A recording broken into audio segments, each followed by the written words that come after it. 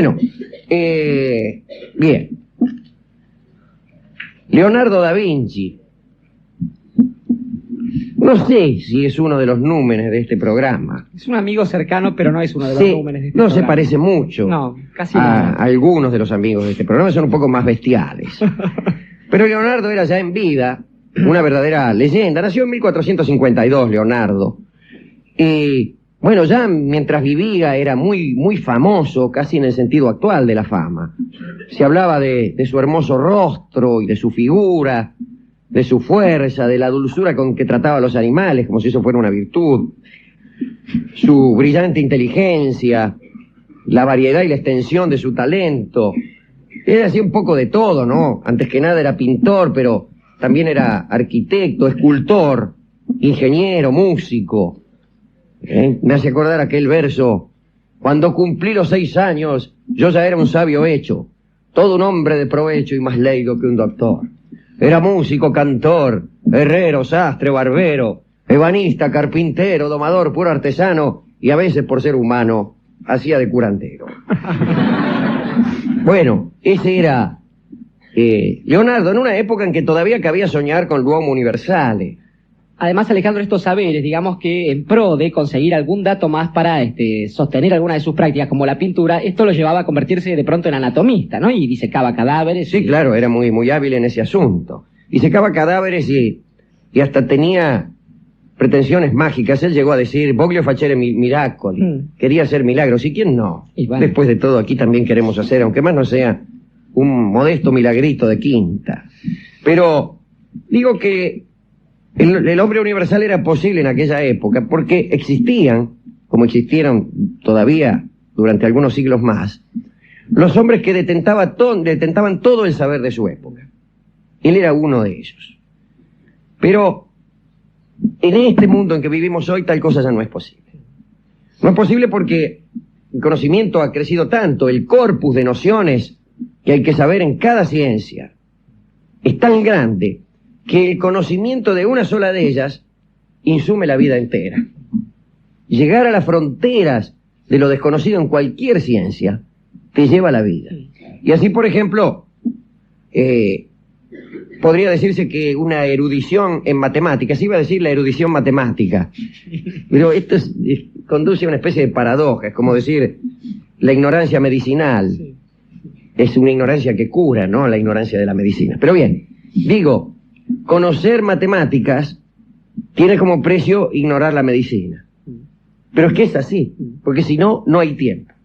El tipo que quiere saber todo lo que se sabe hoy en física deberá resignarse a saber muy poco de música, por ejemplo. Convengamos, Alejandro, que se ha exacerbado a tal punto esta práctica de las especializaciones que en general lo que se logra son especialistas con una altísima dosis de brutalidad, ignorancia y en muchos casos estupidez. Y esto, y discúlpeme que esto se va por las ramas de nuestra charla, pero esto conspira contra el pensar filosófico. Aristóteles, por ejemplo, filosofaba y conocía todas las ciencias sobre las cuales se elevaba para filosofar, pero a menudo los filósofos de hoy se elevan sobre un territorio que desconocen en absoluto. Se elevan sobre ciencias que no conocen. Y a veces, cuando necesitan un punto de apoyo en alguna ciencia concreta, suelen partir de puntos de apoyo de tan ingenua crasitud que llaman la atención de aquel que tenga una mínima versación acerca de esas ciencias particulares. Pero ¿qué sucede? El que es muy versado en ciencias particulares generalmente es versado, como se ha dicho recién, en una ciencia particular, cuanti más en dos. Bueno, ¿qué hacer con esto? Sábato tiene un artículo muy interesante que se llama El porvenir de la ignorancia. Y que es que ahora la ignorancia es un país mucho más vasto del que era, digamos, en 1452. Las cosas que otros saben son enormes. Los volúmenes que no hemos de leer son sobrecogedores. Se parece mirar bibliotecas que nunca serán conquistadas. Se parece mucho a mirar las estrellas. Uno siente la misma angustia. ¿Cuántos libros que no leeremos? ¿Cuántas estrellas que no visitaremos? Esto no sucedía en ese año, en que si bien no era posible leer todos los libros, quizá nunca lo fue, salvo cuando escribieron el primero. Felices tiempos de Gutenberg, ¿no? Pero ni siquiera, porque calcule que los primeros libros eran orales. De manera que ese sueño ya nació muerto. Pero era posible tener una versación universal. En este momento no lo es. Bueno, Leonardo sabía un cacho de todo. Su apellido, Dorio, el apellido de Leonardo da Vinci, proviene precisamente de la ciudad en que nació, que es muy cercana a Florencia. Da Vinci se llama la ciudad. Pero creció en Florencia. Tuvo una educación bastante pobre, pero se fue al taller de Verrocchio. Casi todos los grandes de aquella época tenían algún yerta. Ghirlandaio se llamaba, creo, el troesma de Miguel Ángel, de quien quizá no tendremos más remedio que hablar. Aunque más no sea por oposición a Leonardo. Pero bueno, estaba el taller de Verrocchio y ahí aprendió el tipo a pintar, a esculpir, pero también a escuchar, porque ahí iban los macanudos, iban nobles, pero también personas ilustradas, eruditos, y el punto escuchaba y aprendía. Aprendió su arte, pero también aprendió algunas otras cosas de oreja. El caso es que por ahí se cansó, se fue a Milán a estudiar ingeniería, estableció un taller donde enseñaba y también hacía algunos laburos. Viajó por toda Italia, viajó también por Francia, laburó en proyectos de fortificación, de ingeniería y por supuesto de pintura y escultura. Rara vez los terminó, más o menos lo persiguió la misma fatalidad que a Miguel Ángel, pero yo creo que era mucho más inconstante, Leonardo, y desde luego vivió perseguido por pleitos de tipos que le encargaban ponerle un caballo de bronce, la famosa historia que alguna vez contaremos, y el tipo no lo hacía. Y entonces venían los abogados del que se lo habían encargado. ¿Y dónde está el caballo de bronce? ¿Qué sé yo? Mire, un lío. Según Miguel Ángel, no lo hacía porque no sabía hacer caballos de bronce. Bueno, 1507 el rey Luis XII, era el rey Valois sí, Valois. Lo convoca a la corte de Francia para hacer unos laburos, qué sé yo, pero el tipo medio se cansa. Los deberes oficiales parece que lo abrumaban. Volvió a Italia, estuvo en Roma, y llega a Roma justo en el tiempo de Julio II, aquel papa que lo tenía cortito a Miguel Ángel. Y ahí estaban laburando en San Pedro Miguel Ángel, Rafael, ¿no? El Bramante. Eran todos muchachos más jóvenes que él. Él tenía creo que 61 años y Miguel Ángel tenía 38 o algo así. Y Rafael era más chico todavía. No se quisieron nada. No se quisieron nada. Él era lindo, Leonardo, Miguel Ángel era feo. Leonardo era un hombre cuidadoso de sus obras. No digo que era un bagatelista, pero Miguel Ángel era más brutal. Miguel Ángel detestaba la obra, la terminación, sin cuidarse de las terminaciones. Las obras de Miguel Ángel dan toda la sensación de que le falta un cacho todavía, pero está bien así.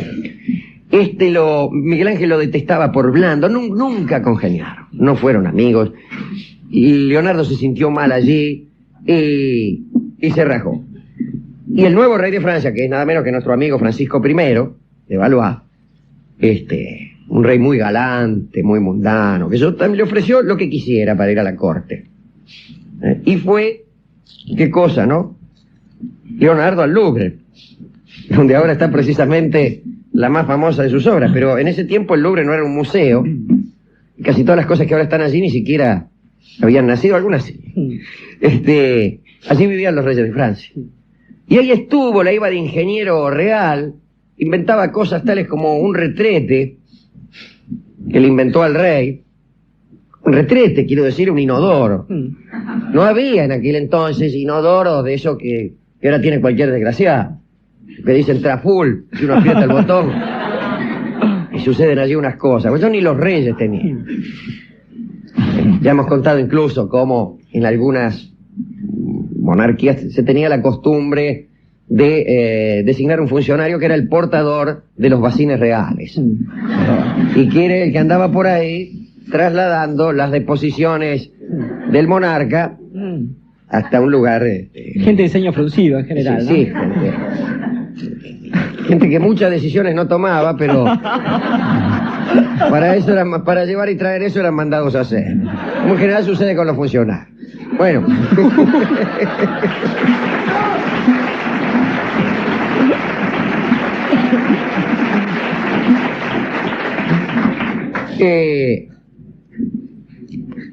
Ya estaba viejo, se le paralizó el brazo derecho, no le importó, aprendió a pintar con el izquierdo, era un sujeto impresionante, tal vez, yo creo,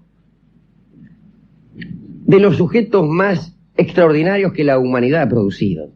Debió ser esto. Respecto a estos caprichos, él había generado un sistema de escritura que para poder descifrarlo era necesario poner un espejo, de modo tal que él escribía y escribía exactamente al revés, como quien escribe frente a un espejo, cosa que cualquiera puede probar aquí en la sala y verá que es directamente imposible. Y él lo hacía con la misma fluidez. En esas cosas, sí, esas sí, artes, sí. habilidades Bueno, inútiles, la famosa máquina para volar, todo eso. Creo que no volaba, ¿para qué lo vamos a ver?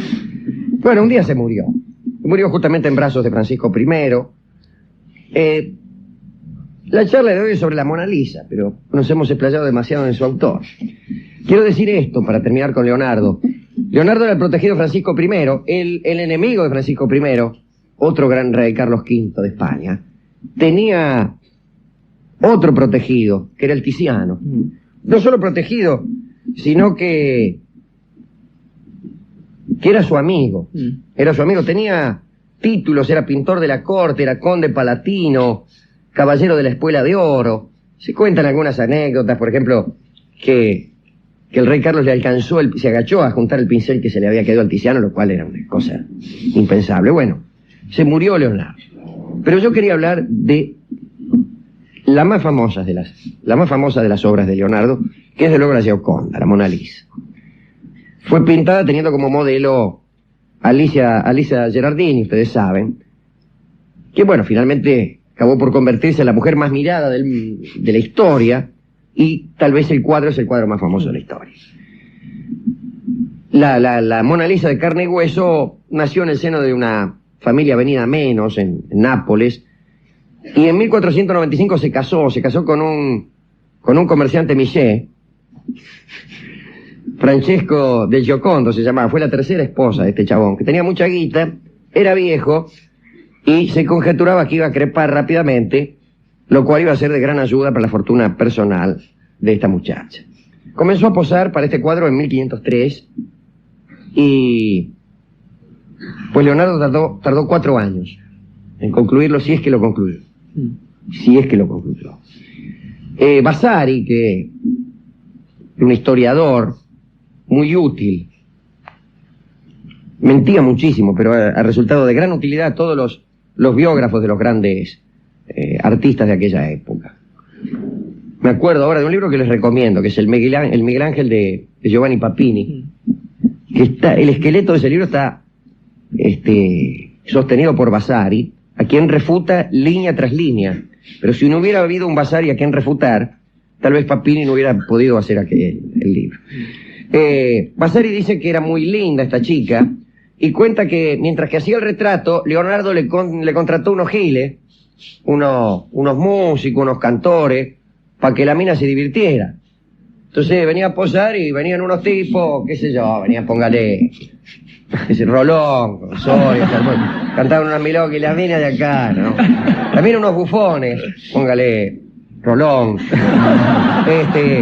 que se cambiaba y volvía. No tenían que ser muy graciosos, porque la mina no podía cambiar el rostro. No podía reírse mucho, tenía que reírse poquito. Sí. Entonces iba a Rolón y le decían, Rolón, hacete el gracioso lo más que pueda.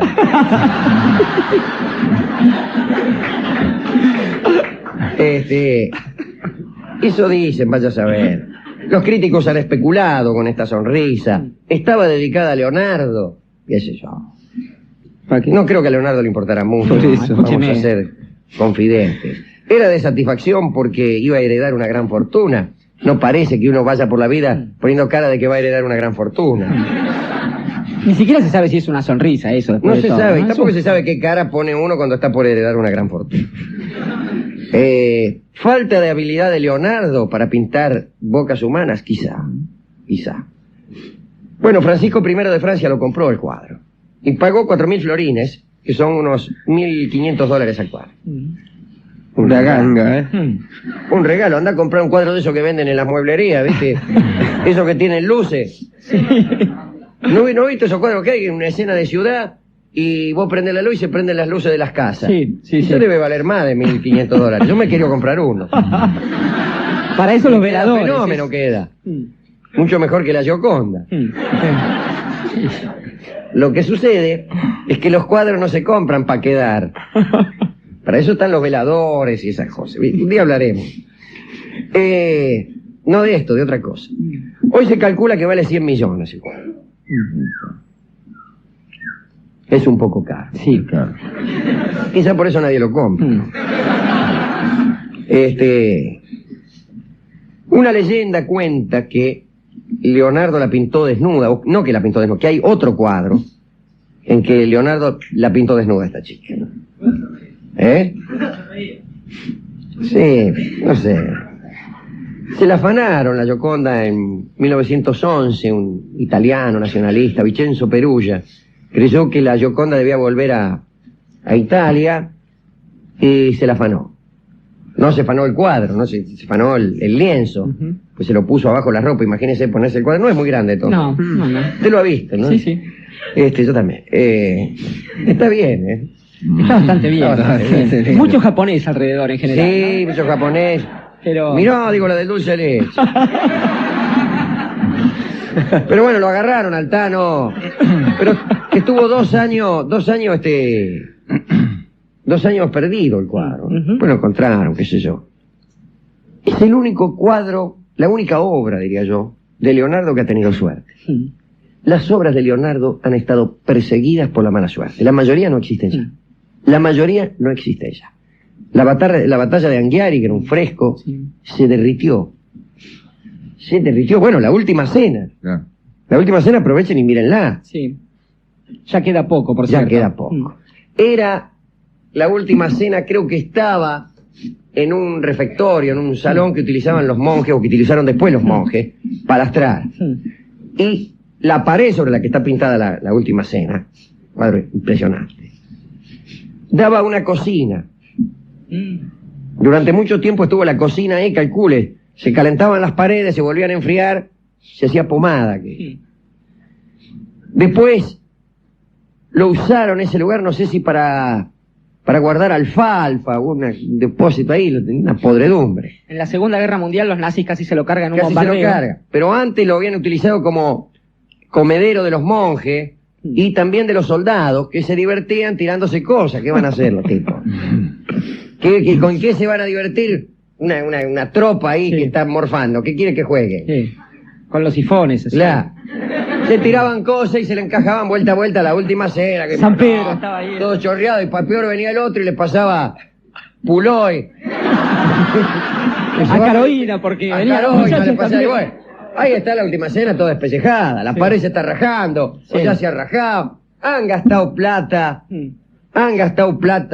en tapar la rajadura. Y yo creo que hay poca gente que ha gastado tanta plata en tapar rajadura. Pero ¿en qué otra cosa se la va a gastar uno? De Yapa, el mejunje que usó él tampoco era muy bueno que digamos. Bueno, y eso para citar esa obra, que es la más famosa, se le rompieron todas las obras. Sí. Bien. ¿A quién dedicar? Pienso ahora que no está mal, que no es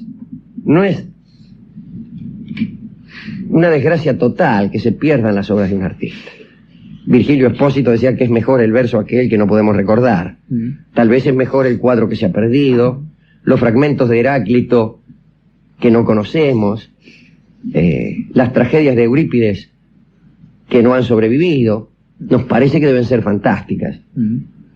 Y hasta es posible imaginar, he dicho yo alguna vez, un arte que ya nazca ruinoso.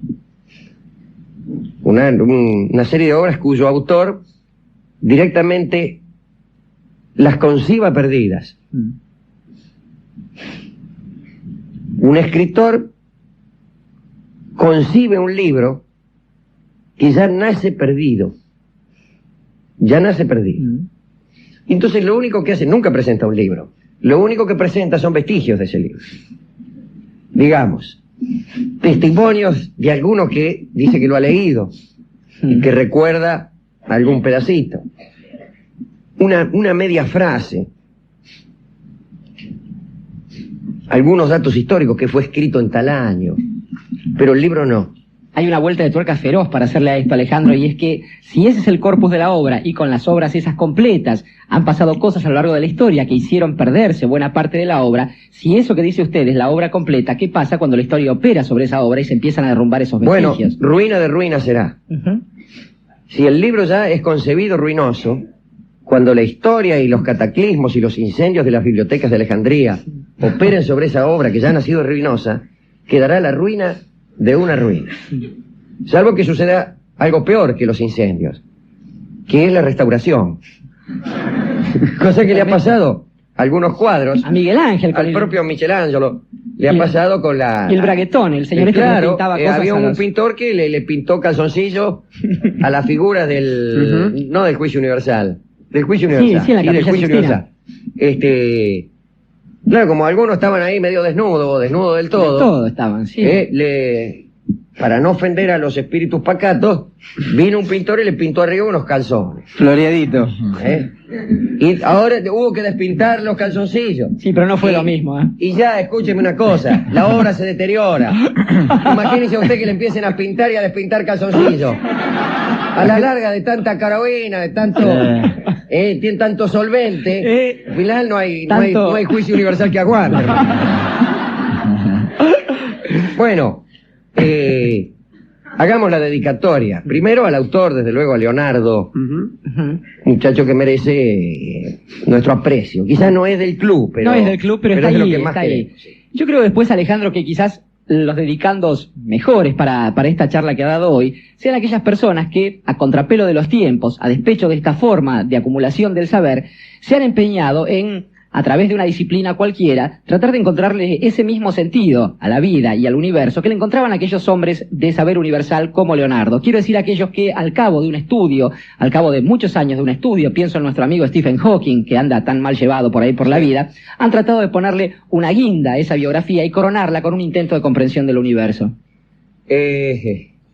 Y ya que dice usted, digamos que el tema musical que escucharemos hoy por Irusta Fugasó de Mare, que casualmente lo ponemos cada vez que viene Javier Serni. Sí. No este tema, pero sí es... Sí, al trío. Sí, al trío. Y se llama Guinda y habla de una boca. Quiero advertirles acerca de este tema porque tiene una letra, diría yo, menesterosa, no muy buena, pero una música extraordinaria.